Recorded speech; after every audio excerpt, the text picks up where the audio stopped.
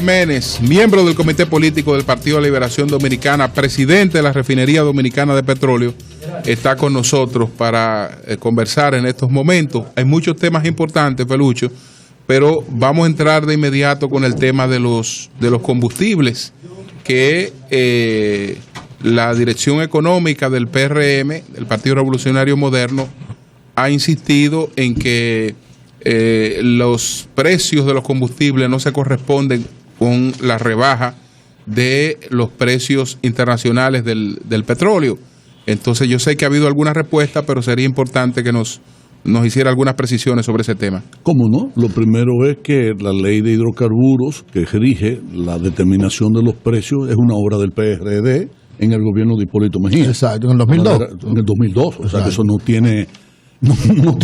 no fue creación ni de Leonel Fernández y sus dos gobiernos últimos, ni del de Danilo Medina. Eso viene desde la época en que Hipólito era presidente de la República. Ahí en la ley hay, por supuesto, aspectos que yo creo que habrá que revisar. Uno de ellos... Que están desfasados ya. Yo creo que en algunas cosas sí, porque uno de ellos es que hace referencia a los precios Platts del West Texas. Okay. Y yo he dicho que el país no compra West Texas. El petróleo, esto es bueno que la opinión pública lo sepa, ¿verdad? Hay casi 100 o más de 100 tipos de petróleos diferentes. Incluso una periodista, jefa de redacción del periódico Hoy, durante las horas de la mañana y del día, de la mañana, escribió para sacar una supuesta contradicción mía, que si el país se llevara, si la ley tuviese contemplado los precios de Venezuela y de México, incluso sería más barato, la reducción debía ser mayor. ¿Es así? No, hombre, no, ya yo les respondí, porque la gente cree que cuando hablan de Venezuela... ¿Cómo que regalado? No, que peor, que nomás tiene un solo petróleo, un solo tipo de petróleo. Y que cuando se dice México, solo tiene un solo tipo de petróleo. México, por ejemplo, tiene 4 tipos diferentes de petróleo. ¿Con precios diferentes? Claro que sí, porque cada uno de esos petróleos, de esos tipos de petróleo, produce, cuando se refina, cuando se procesa, cantidades diferentes de los subproductos, de los derivados. Okay. Por ejemplo, un petróleo muy pesado, tú tienes el Maya, por ejemplo, o el Altamira, que son 2 tipos de los 4 tipos de petróleo que exporta México, son tan pesados que los derivados tipo fuel oil son los que tienen el mayor peso. Y eso es lo más barato de todos los derivados del petróleo. Los productos más finos son GLP, el combustible de avión, el Jet 1, el queroseno, Aptur, y luego, por supuesto, las gasolinas. Y así mismo que va bajando en la columna de destilación. Los niveles de precios. Como el GLP es un gas, es el más liviano, entonces cuando tú procesas un barril de petróleo, lo primero que sale arriba en esa columna es GLP.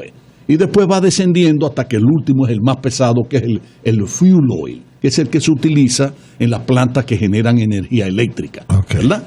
Ok. Ese es el más pesado, es el más barato además. Es al que se le saca menos provecho. Y como se le saca menos provecho, ¿qué pasa con ese tipo de petróleo? Que es más barato. Es más barato. Claro. Y el tipo de petróleo que produce más gasolina, más diésel, es más caro. Claro. ¿Verdad? Entonces, lo primero que hay que tomar en cuenta es eso, señores. En la Refinería Dominicana de Petróleo, solo ahora en los últimos 3 años, que es lo que me ha correspondido a mí presidir la empresa, hemos evaluado cerca de 56 tipos de petróleo diferentes. Y ustedes se preguntarán, ¿y por qué?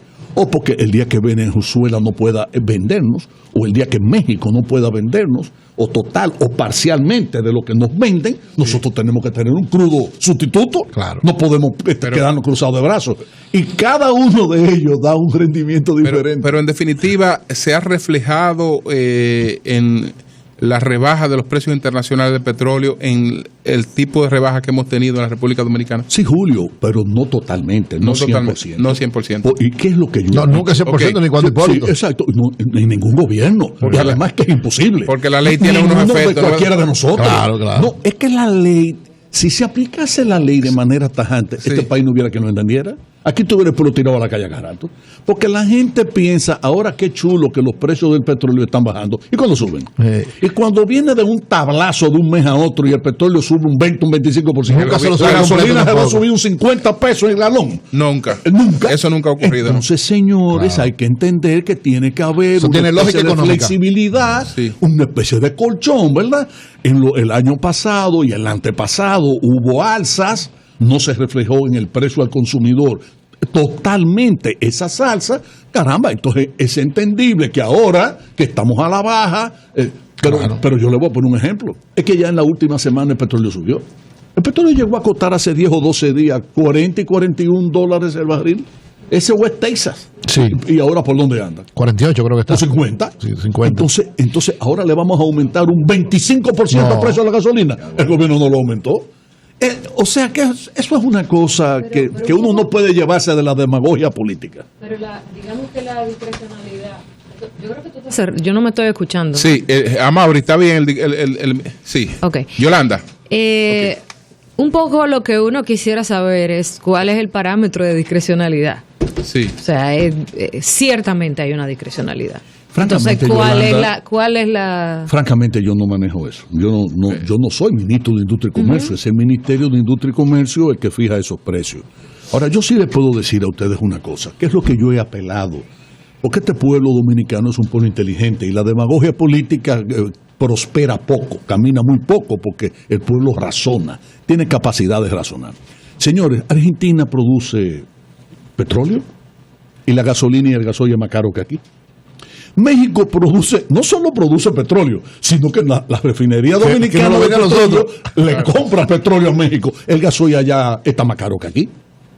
Entonces, nosotros debemos aprender a valorar, a no llevarnos de estos cantos de sirena. La gasolina más cara del mundo. Este es el tercer país de gasolina más cara del mundo. Todo eso es embuste. Eso no es verdad.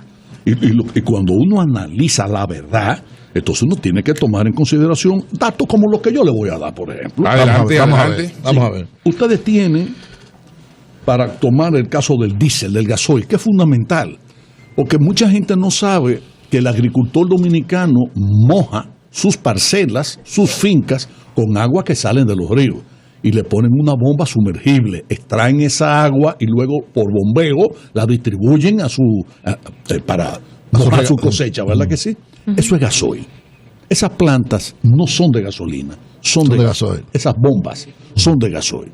Esos camiones que transportan los productos del campo a la ciudad, eso es gasoil. Los autobuses que van transportando pasajeros de una ciudad a otra usan gasoil. Okay. Los minibuses no. Los minibuses, la mayor parte de los carros de concho usan GLP. Y por eso ustedes ven que el gobierno es celoso con los precios del GLP. Es decir, no, ahí sí la cosa se pone de manera más cuidadosa. El gobierno hace mucho sacrificio con el asunto del GLP, que puede subir un 10-15% y muchas veces no queda estático, hace. Sí.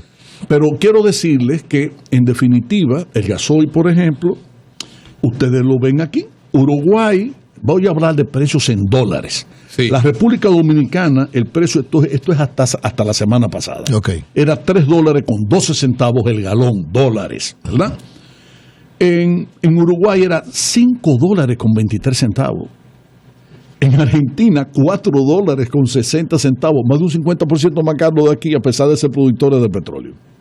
En Suriname, $4.41. En Grenada, que ya esto es el Caribe, $4.23. Costa Rica, Centroamérica, $3.35. Paraguay, $3.31. México, $3.17. Más caro que aquí. Más caro que aquí. Canadá, $3.16. Ahí viene la República Dominicana, $3.12. Entonces hay una serie de países, Haití, Honduras, Brasil y Nicaragua y Chile, que están prácticamente al mismo precio de la República Dominicana. Eso es lo que es realidad. Lo otro es demagogia, es mentira, es qué sé yo, el querer ganar un titular de periódico, etcétera. Eso es con respecto al gasoil. La gasolina más cara que aquí, en Argentina, en Uruguay, en Granada, en Costa Rica y en Suriname. Casi igual que aquí, en Chile, sobre todo en el área metropolitana. Chile es un país larguísimo, ¿verdad? Y naturalmente, la gasolina y el gasoil se usa cuestan muchísimo. en el norte de Chile un precio y en el sur otro. que está otro precio, porque del norte al sur, esos dos extremos de Chile, la distancia es como de aquí a Miami. Es decir, no estamos hablando de bobería, estamos hablando de Bien, sí. quizás no de aquí a Miami. Es un país pero alargadísimo. casi. Es lejos. Es muy Chile lejos. ocupa Eso es. toda la franja. Sí, claro. del Entonces cono después, sur. casi igual que nosotros, Chile y Panamá. ¿Verdad? Entonces, yo creo que en esto lo importante es que el país entienda este dato que es muy importante. Cuando el gobierno elabora el presupuesto, y cuando yo hablo del presupuesto me estoy refiriendo al gasto en salud, en educación, en carreteras, en reparación de caminos vecinales, en escuelas, etcétera. Cuando el gobierno elabora el presupuesto, parte de dos cosas que son fundamentales. Parte de cuáles van a ser los impuestos sobre todo los hidrocarburos, es decir, hace una estimación de cuánto le va a ingresar por los impuestos a todo tipo, pero el impuesto más importante que recibe el Estado es el de hidrocarburos. Y el otro... Lo presionan, Felucho, claro, de manera y el otro tributaria, es la porque de tasa ahí de es que pagan cambio. la deuda externa de ahí. Sí, Y y el financian otro- los partidos de ahí también. ¿eh? Sí, claro, y hasta los partidos, Exacto. incluido el Sí. PRM, cuando le toque. Exacto. Así es. Pero- y el otro es la tasa de cambio. Yo quiero que ustedes sepan que en los primeros 8 meses de este año, el gobierno dominicano había dejado de recibir de lo que había presupuestado que le iba a ingresar de los impuestos a las gasolinas, gasoil, a los hidrocarburos. Había dejado de recibir 5.707.6 millones, es decir, casi 5.708 millones. Busquen ustedes, eso es el presupuesto de quizás de salud pública o de agricultura. Es decir, no estamos hablando de bobería, estamos hablando de cosas que son esenciales. Bien, Felucho, en el caso de Petrocaribe, ¿qué va a pasar con esto? ¿Ha habido alguna situación? Esto de la bajada tan significativa de los precios del petróleo, ¿ya no da la importancia que tenía Petrocaribe para antes, o estamos previendo cualquier situación que pueda acontecer? Tú acabas de introducir un elemento que también apunta a un déficit de parte del gobierno, porque también se había presupuestado, así como se presupuestó un ingreso por impuestos a los hidrocarburos. Por lo de Petrocaribe también. Por encima, igualito que por Petrocaribe, porque el Petrocaribe, el financiamiento es de acuerdo a los precios del petróleo, ¿verdad? Sí. Entonces, desde ese punto de vista, hay otra merma en los ingresos que había previsto el Estado Dominicano. Y yo les aseguro a ustedes que solamente un hombre del criterio práctico del compañero Danilo Medina ha podido conducir el país a buen puerto, A pesar de esas a cosas. pesar de todas esas situaciones. O sea, la verdad es que yo estudié economía y por supuesto soy un estudioso de la historia dominicana. O sea, yo he analizado los presupuestos de los gobiernos óigame, acuérdense que estoy trabajando en un libro que se va a llamar Grandes Constructores en la Historia Dominicana. En consecuencia, yo me he emburujado con todo lo que ha sido gasto público desde Nicolás de Obando y Bartolomé Colón hasta la fecha. Y yo puedo decirles, para orgullo de todos los dominicanos, que la verdad es que esta administración es una administración que lo está haciendo de manera bien. Yo no digo que no se cometa algún error, claro que lo pueden, porque uno es humano. Claro. Pero en sentido general, Danilo Medina ha sido un gran timonel. A propósito del conocimiento de la historia de Felucho, estamos recibiendo la invitación del PRD Sí, para el acto de hoy. para el acto de hoy.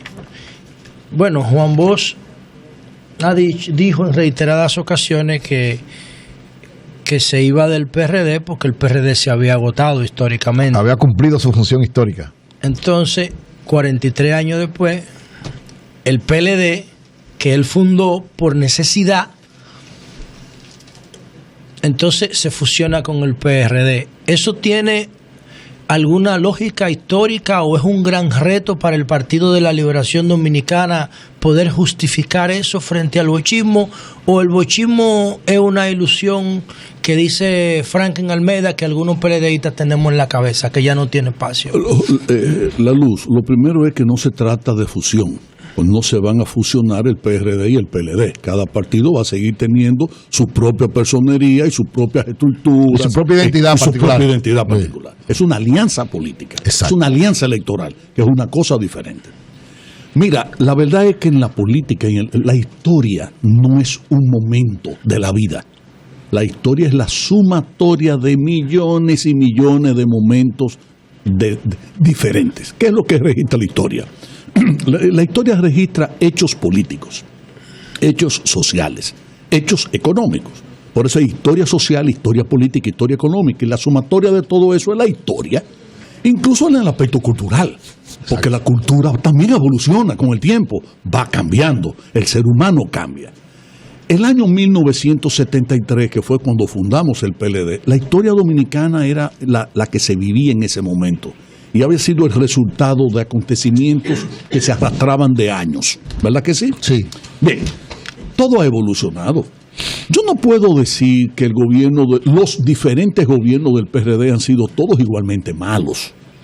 Yo creo que a don Antonio Guzmán es un hombre que la memoria histórica dominicana tiene que reconocer como un hombre que quiso hacer cosas y que por lo menos en el aspecto político le ofreció un cambio a la República Dominicana. Claro que sí. Aparte de que yo soy creo que la sociedad se lo reconoce. Aparte de que yo soy un enamorado de la idea del cambio de la persona que dirige. Yo nunca he creído que en el mesianismo ni en el providencialismo una persona sea insustituible. Nunca. Eso se lo aprendí yo de Juan Bosch. Bueno, entonces definitivamente ya estaba bueno de Balaguer. Y llega don Antonio Guzmán y refresca lo que fue la administración pública, ¿verdad? En realidad, analizando la historia del cambio del año 78 y siendo justo, hay que reconocerle a Balaguer que ya él venía en los últimos 2 o 3 años con libertades políticas. Muchos exiliados habían regresado, muchos presos políticos ya se habían soltado. Antonio Guzmán completa el ciclo. Después de eso se llevó mucho entre las uñas. Lo completa, incluso a regañadientes, con cierto, ¿cómo se diría?, recelo. Porque busquen la historia, busquen los periódicos. La iniciativa incluso fue de Atué en el Congreso para el regreso de los exiliados y la libertad de los presos políticos. Búsquenlo para que ustedes vean. O sea, pero eso es el PRD, ¿verdad? Claro, y don Antonio naturalmente pudo haber puesto gestiones a eso y sin embargo le dio seguimiento, lo impulsó. Quizás él entendió en ese momento que lo estaban empujando, que lo llevaba demasiado rápido y quizás pensaba que el cambio debía ser más lento. Pero el caso es que se logró en ese momento.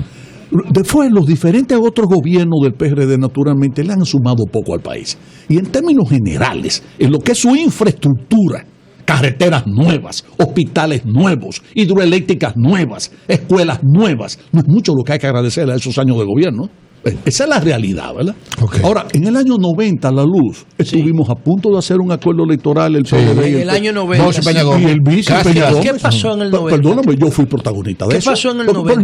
Yo fui el protagonista. ¿Por qué no se dio eso, Felucho? Bueno, mira, yo he llegado a la conclusión. Primero les voy a decir la historia.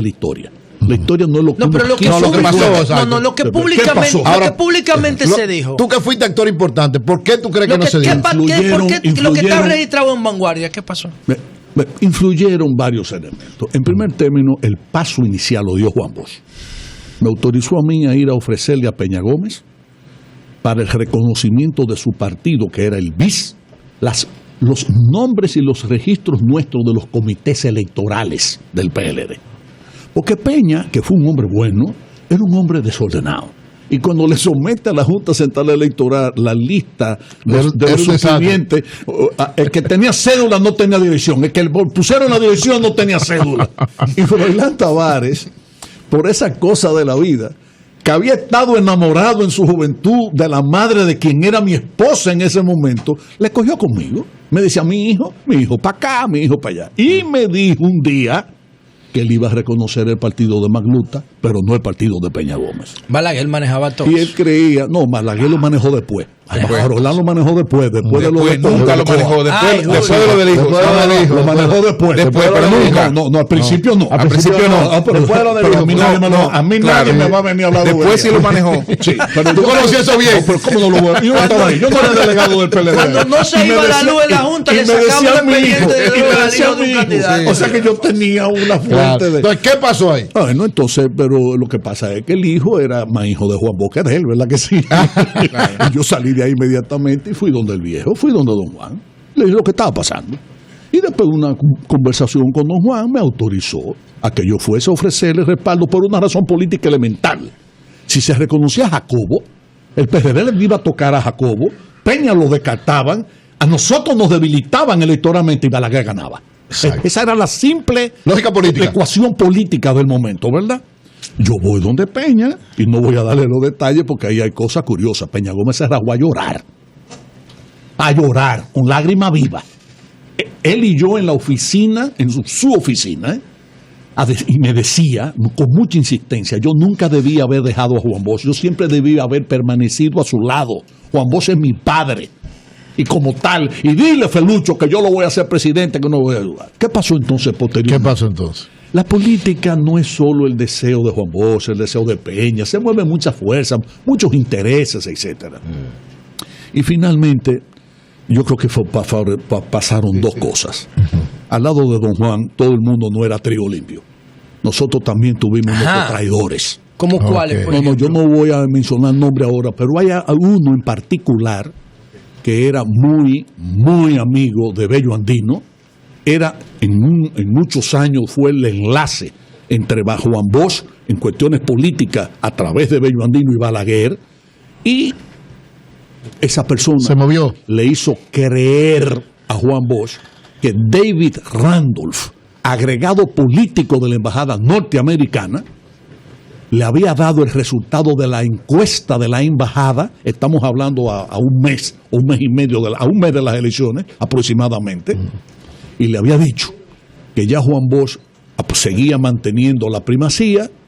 Entonces, ¿recuerdan? Entonces, sí, la ganaba en primer lugar, claro. Pero que ya Peña Gómez le había pasado a Joaquín Balaguer, que ya Balaguer no era un objetivo político, que ya ya no tenía posibilidades electorales reales. Y cuando Juan Bosch anunció eso, yo estaba en mi casa en pijama, cuando vi el noticiario temprano.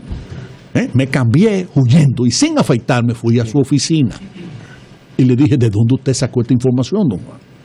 Entonces él me enseña la tarjeta y le digo, y me dice, ¿tú sabes de quiénes son esas iniciales? Digo, bueno, yo imagino que usted me querrá decir que es David Randolph. Y ¿tú sabes quién es David Randolph? Y yo, pues, ¿cómo no lo voy a saber si yo estuve hace un mes y pico en su casa en una cena con el compañero Botello que usted nos mandó a esa cena, a su casa? Era buscando la embajada norteamericana, buscándole la vuelta al lado a Juan Bosch que puede ganar las elecciones, ¿verdad? Entonces yo tengo que conocerlo. Pero don Juan, la embajada norteamericana no hace encuesta. El que le dio esa tarjeta lo está traicionando a usted. El que le dio esa ficha con esos datos, no hace encuesta. Cuando tengan show en Galo, cuando todas esas firmas encuestadoras hacen encuestas, se entera primero la CIA y el Departamento de Estado, que Joaquín Balaguer, Juan Bosch, Peña Gómez, Magluta, y que todos los y que Danilo. No, que todos. Yo te estoy hablando de Juan Bosch y Balaguer, yo no te estoy hablando de lo que fueron sucesores de ellos. Yo te estoy hablando de las dos grandes de la política dominicana. Vamos, la segunda, ¿cuál fue, Felucho? Que yo creo que don Juan...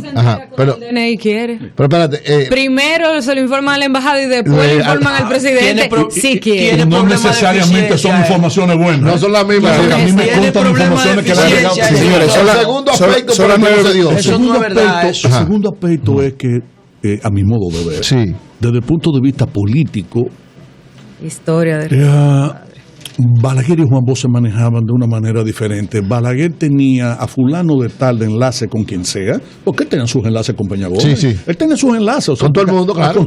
Oye, pero ¿y Danilo Medina? Exacto. ¿O tú crees que no lo tiene? Todos los presidentes tienen sus enlaces con todo el liderazgo político. Así es. ¿O ustedes creen que viven de espalda y que imponiendo el liderazgo político cualquier cosa? Eso no es así. ¿Qué hacer para que esa alianza tenga sentido? Perdóname, y entonces desde el punto de vista de don Juan, entonces la cosa era diferente. Porque ¿quién fue el que debió haberse mantenido como enlace con Peña Gómez? No fui yo, que fui el que había propulsado eso. Sin embargo, en el comité político en ese momento había una mayoría que después terminó siendo antibochista. Bueno, ¿qué hacer para que esa alianza tenga sentido? Salí yo del escenario y finalmente, después que pasan las elecciones, el propio Peña me manda a buscar a Botello y a mí al apartamento de Milagrito Ortiz Bosch para preguntarme qué era lo que había pasado. Yo, pero usted debe saber igual que yo. Para finalizar, perdóname, Julio, y pasó una cosa de la que me enteré yo muchos meses después. El día que Juan Bosch y Peña se iban a ver en la casa de la compañera Natacha Sánchez, viuda Tapia, el jardinero de la casa es quien abre la puerta. El jardinero de la casa tenía mucho tiempo yendo a Juan Bosch diciéndole de todo a Peña Gómez. Y Peña Gómez a don Juan, es decir. Y Natacha estaba en el gazebo del patio, bien retirado de la casa, es una casa muy grande. La Rafael Augusto Sánchez. Claro, y entonces ese hombre, cuando abre la puerta, Juan Bosch había llegado puntual como era siempre, Peña Gómez llegó tarde. Ya don Juan estaba inquieto, que qué era lo que estaba pasando, pero ¿qué era lo que estaba pasando? Ni siquiera ese hombre le dijo lo que ya había pasado. Y lo que pasó fue que cuando él abre la puerta y ve a Peña Gómez, le dice que usted busque en esta casa. Entonces Peña Gómez le dijo, yo vengo aquí a una reunión con Juan Bosch. A una reunión con Juan Bosch, pero usted no lo traicionó a Juan Bosch, salga de esta casa. No relaja. Peña Gómez, que vuelvo y digo, un hombre que tuvo muchos valores, pero con mucha susceptibilidad y mucho, no quiero entrar en más detalles, ¿verdad? No soy psicólogo, pero de todas maneras se fue y ahí en gran medida se sella también, porque la vida es así, la historia tiene el azar como parte de la historia. ¿Qué hacer para justificar ese pacto? El excelente gobierno que va a hacer Danilo Medina del periodo 2016 a 2020. Yo le aseguro al pueblo dominicano que va a ser mejor que este. Que va a ser mejor que este. Yolanda, antes de que finalizamos, porque vamos a finalizar ya con otro tema, y déjame darle primero saludar a don Antonio Espaillat, presidente de Radio Cadena Comercial, que está por aquí. Panelista que más el panelista silencioso. Antonio, darle un mensaje a Felucho de parte de un oyente fijo del Sol de la Mañana, de Fernando Haspun. Fernando, se me estaba llamando. Saludos a Fernando y a todo su equipo y a Alicia. El torneo de baloncesto superior de Jaina, que dice Fernando que es el mejor organizado del país. Voy a tener que preguntarle a Miguel Balaguer, porque Miguel Balaguer es el mejor. Miguel Balaguer dice, cátedra lo que da en materia de baloncesto.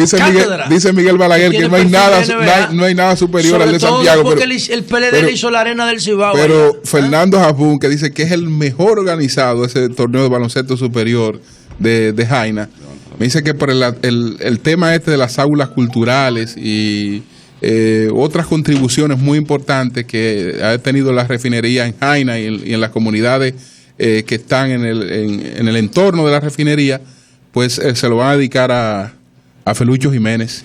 Bueno, más que a mí, a la refinería de petróleo. Yo te voy a llevar tranquilidad al amigo Fernando Jabón. Así como la refinería Ñoña con Jaina, yo soy débil con Fernando Jabón. Esté tranquilo, eso va. No hay problema. Mire, Felucho, no permite que te lo dediquen a ti, a la refinería. Que si te lo dedican a ti es una expresión tuya. La refinería. Sí, bueno. Eso es verdad. Hay una curiosidad sobre el tema combustibles y demás, y es que cuánto ha supuesto la economía, o que se ha economizado el país con el tema de la compra de los combustibles baratos, pero que sin embargo la tarifa eléctrica no refleja para nada la baja de los combustibles. Es decir, ahí hay un beneficio que alguien lo está percibiendo y no necesariamente somos nosotros. No, acuérdate, Yolanda, y a todos los amigos que nos escuchan y que nos pueden ver a través del canal 32. El Estado Dominicano mantenía y mantiene un gran subsidio en la tarifa eléctrica, porque tiene que compensar el hecho de que más de un 35% de los consumidores de energía no la pagan. Y lo que ha hecho el Estado es economizarse varios miles de millones de pesos. De lo del subsidio. De lo del subsidio. Ha bajado el subsidio, pero todavía hay subsidio. No es que no haya subsidio. Sí. No es que el gobierno ahora está ganando, no es que la CDE ahora está ganando porque se mantiene la misma tarifa, sino que el gobierno deja de buscar en otra parte. Ha dejado de buscar en otra parte. Cuando venga la crisis, poder subsidiar. Pero ni siquiera haciendo colchón. Ni siquiera haciendo colchón. Pero ni siquiera haciendo colchón, porque el dinero del subsidio tenía que buscarlo de otra parte.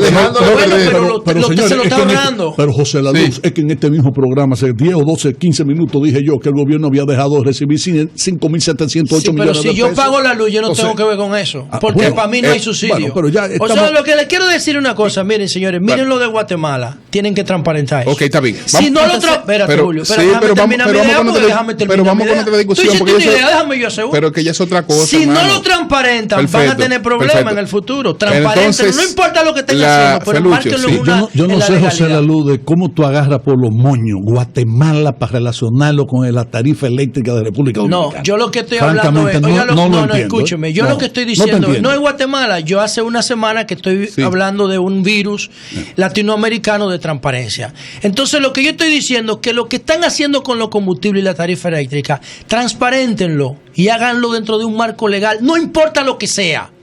No puede haber discrecionalidad, porque si es con discrecionalidad, se puede generar un movimiento negativo. Yo te aseguro, José Lalu, que es mucho mejor y más fácil ser periodista que ser presidente de la República. Una pequeña diferencia. No importa. Bueno, mira, pero transparente, eso no tiene que ver con categorías sociales. Felucho hizo un planteamiento político importante, ahora reciente.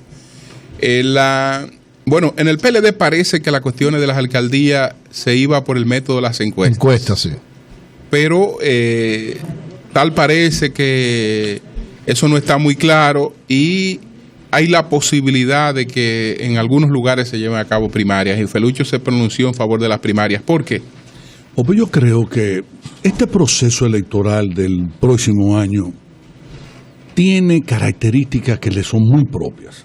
Y un partido como el de la Liberación Dominicana, que ha sido un partido muy democrático, incluido la época en la que Juan Bosch estuvo vivo y dirigió el partido, yo puedo dar testimonio porque fui miembro del comité político por muchos años, siendo Juan Bosch el presidente activo del Partido de la Liberación Dominicana, ha sido democrático y se ha podido permitir expresar con mucha democracia. Entonces, el pacto que hicimos interno en el partido, no son los pactos con los partidos aliados, sino el pacto interno, en gran medida, digamos, ha debilitado el derecho que tenían un montón de compañeros a aspirar a síndicos, a aspirar a senadores, a aspirar a diputados. Entonces, hay que tomar esto como con cierta pinza. Yo creo que una de ellas es que el partido en el próximo programa de gobierno que presente al electorado debe dividirlo en 3 áreas: el área ejecutiva, el área legislativa y el área municipal. Y dentro del área legislativa tiene que establecerse ya un límite de años para usted ser diputado o para usted ser senador y un límite de años para usted ser síndico. Yo, por ejemplo, creo que es inconcebible que el presidente de la República tenga un límite de 8 años y, sin embargo, los alcaldes no. Roberto Salcedo, por ejemplo, tiene 14 años gobernando el distrito. Yo creo que ya es suficiente. Yo creo que ya está bueno. Entonces pero no es porque yo piense, porque yo crea. Simplemente yo creo que la base del partido en Santo Domingo, en el Distrito Nacional, tiene que tener la capacidad de escoger entre uno y otro. Hay 2 aspirantes. Bien. Y puede que eso se dé, esa circunstancia política se dé en uno que otro municipio del interior del país. Esa opinión suya, Felucho, no está afectada por el conflicto con el anfiteatro de Nurín Sánchez. Esa opinión mía, José Lalu, la vengo yo diciendo cuando se estuvo discutiendo ¿cómo se llama? La reforma constitucional que me permitió que pueda presentarse el presidente Medina a la reelección. La estuve pasando desde antes. Lo que pasa es que se me dijo, y tenían razón, que en aquel momento específico la Constitución no podía ser modificada para tomar en consideración ningún otro aspecto. Pero claro que la Constitución tiene que ser analizada ya con mucha frialdad, y nada mejor que un gobierno de gran base política como el que vendrá, como para poder hacer entonces modificaciones legislativas que tengan que ver con el futuro de la República Dominicana. Yo le puedo poner un ejemplo. Vamos a ver, las leyes laborales del país exigen en uno de sus artículos que el 80% de los empleados tienen que ser dominicanos. Esa ley viene desde cuando Trujillo, ese porcentaje viene desde la era de Trujillo. ¿Por qué cuando Trujillo se estableció un 80%? Porque el país casi no tenía ingenieros. El país no tenía ingenieros industriales, no tenía ingenieros químicos. El país no tenía... Señores, el país lo que tenía era, ni siquiera economistas, eran financistas, gente que estudiaba más contabilidad, no tenía ni una mezcla de contabilidad, administración, economía, y lo hacían licenciado en finanzas. No tenía ni bancos. No había ingeniero eléctrico. Correcto. Cuando Juan Bosch fue presidente, el único dominicano, habían 2 ingenieros eléctricos en el país, uno trabajando en Colombia y el otro, ¿ustedes saben quién era? Felipe Vicini. Sí, Felipe Vicini de la Casa nunca Vicini. Ejerció la ingeniería. Entonces, yo quiero decir, eso es una ley que hay que modificar. ¿Y tú estás de acuerdo con ahora ya hay que establecer que el 90, no el 80, el 90% de los empleados, pero a todos los niveles, en los altos mandos, en los mandos medios, entre los técnicos y profesionales, directores, gerentes, etcétera, sean dominicanos. ¿Tú estás de acuerdo con los candados? Pero él firmó, tú le estás preguntando si está de acuerdo con algo que firmó. Por eso. Pero ¿tú crees que la modificación debe incluir los candados? Pero lo firmó. ¿Pero qué candados? Si Danilo juró ante Dios que no vuelve. El juramento de la... No, pero espérate, hay que hacerlo en la Constitución. Yo estoy absolutamente convencido, porque además lo hemos hablado en el plano íntimo, personal. Correcto. Correcto. Ya no se necesitan candados. Danilo desde el año 2020 se va a su casa. Y junto con él nos vamos a ir un grupo grande de compañeros, porque yo mismo también me voy con él. Claro. Yo soy un hombre enamorado de la regeneración en el sentido de la sustitución. Ya decía que no he creído en providencialista, ni en Mesías, ni nada de eso. ¿Usted no acompañaría a Danilo en un tercer mandato? Jamás en la vida. No, pero ya Danilo, dijo que no. Danilo no lo va a propiciar. ¿Y si aparece una justificación histórica? Mira, José Lalu, tú no te imaginas el trabajo que nos dio un grupo de compañeros convencerlo de que desistiera de su postura inicial. Y uno de los argumentos fundamentales que yo sostuve, y lo dije incluso muchas veces en público, es que yo no he conocido un solo país en el mundo que haya avanzado si no hay continuidad de gobierno. Y el problema en la República Dominicana es que incluso tú puedes tener un mismo presidente con 2 ministros en 2 etapas diferentes, que son 2 ministerios distintos. Entonces, aquí hay que dejarse de bobería. Vamos a estar claros, un presidente no puede, cuando es bueno, porque el pueblo es el que sabe cuándo lo reelige y cuándo no lo reelige. Porque aquí han habido presidentes que han querido reelegirse. Hipólito Mejía en el 2004. El PLD necesita un 60% de alianza. No, el problema del PLD... Mira, José Lalu, miren, señores, oigan, el PLD no se alió al PRD ni al Reformista procurando votos para que Danilo gane. El PLD saca más del 50% de los votos el 16 de mayo de Solo. El problema no es ese. ¿Cuál es el problema? Vuelvo y digo, cuando usted quiere realizar las transformaciones que va a realizar Danilo Medina, usted necesita de antemano un gran apoyo político. Eso es verdad. No solo de su fuerza política, aunque sea el 55%. No, una gran basamento, una gran base política y social. La social ya la tiene, le faltaba la política. Pero con el tema del pacto y lo que se acordó, digamos, ¿cuál es el espíritu del comité político con el tema de los ayuntamientos? Si hacer definitivamente las encuestas y cómo entonces se elegirían esas encuestadoras y cuáles serían los criterios y cuántos puntos de diferencia y si se verifica una tendencia de que uno está subiendo y otro bajando, ¿cuáles son los criterios? O si por el contrario, no se puede ver como me da la ganario que en un sitio sí y en otro no se haga convención. O sea que, de nuevo, yo me voy a los criterios. ¿Cuál es el criterio? Yolanda, los criterios que he externado han sido opiniones estrictamente personales. El comité político tiene que reunirse a definir esa cosa. Ahora, yo en mi criterio creo que definitivamente para que usted sea síndico y quiera repostularse, usted necesita mínimo tener la simpatía que tiene el presidente Danilo Medina. ¿Por qué Danilo nosotros insistimos y aprobamos que fuese a la reelección? O porque el pueblo lo quiere. Pero un síndico que el pueblo no lo quiera, ¿y qué gana un partido, sea el PLD o cualquiera, o el PRD o quien sea, en insistir en imponérselo a la población? Claro. Yo decía ahorita que el programa de gobierno del partido, me parece, va a ser muy diferente. Y entre las cosas que va a ser diferente, que a nivel municipal el partido va a fijar cuáles son las obras que se van a hacer en cada pueblo. Eso está muy bien. Para no dejárselo al libre albedrío de ningún síndico. Sea elegido por encuesta o por propuesto como candidato, quiero decir. Por encuesta o por primaria. No. El candidato a síndico, tal como decía Juan Bosch, lo escribió en muchos de sus pronunciamientos en Tribuna Democrática y en artículos lo decía. El programa precede el candidato, no debe ser al revés. Porque después termina el candidato haciendo lo que quiera. El partido es el que tiene que fijar. La Vega, Santiago, San Pedro de Macorís, Vicente Noble, Pedernales. Estas son las obras que nos comprometemos. Y yo creo que Danilo lo va a hacer así también. Región por región va a decir cuáles son las grandes transformaciones que va a introducir en cada uno de esas. Señores, muchas gracias al licenciado Felucho Jiménez, presidente de Refinería Dominicana de Petróleo, miembro del comité político del PLD. Gracias, Felucho. Cambio fuera, Mauricio. Muy bien, muy bueno.